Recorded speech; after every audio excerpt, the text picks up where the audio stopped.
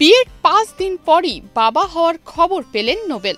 বিয়ে করেছিলেন মাত্র 5 দিন আগে, তাও আদালতের নির্দেশে, কারাগারে বসেই। 24 জুন মঙ্গলবার ঢাকার আদালতের কাঠগড়ায় দাঁড়িয়ে নোবেল এই খবরটি জানতে পারেন।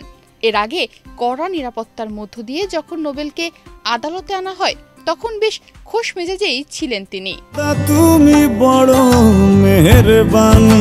ডেমরা থানায় দায়ের করা নারী নির্যাতন ও পর্নোগ্রাফি মামলায় 1000 টাকা বন্ডে মুচলেকা দিয়ে জামিন পেয়েছেন নোবেল। আদালতের আদেশ ঘোষণার পর পুলিশ তাকে পুনরায় কারাগারে নিতে চায়। এ সময় সারাক্ষণ প্রিয়ার হাত ধরে হাঁটছিলেন গায়ক। আদালতের লিফটে ওঠার সময়ও প্রিয়াকে সঙ্গে নেন তিনি। পরে প্রেস ব্রিফিংয়ে প্রিয়া তার জামিনে কোনো আপত্তি না থাকার কথা জানান। তবে গায়ক নোবেল নিজে এ বিষয়ে এখনো কোনো মন্তব্য করেননি। জামিনের পর নোবেলের স্ত্রী প্রিয়া গণমাধ্যমকে বলেন, শীঘ্রই আমাদের সংসারে নতুন অতিথি আসছে।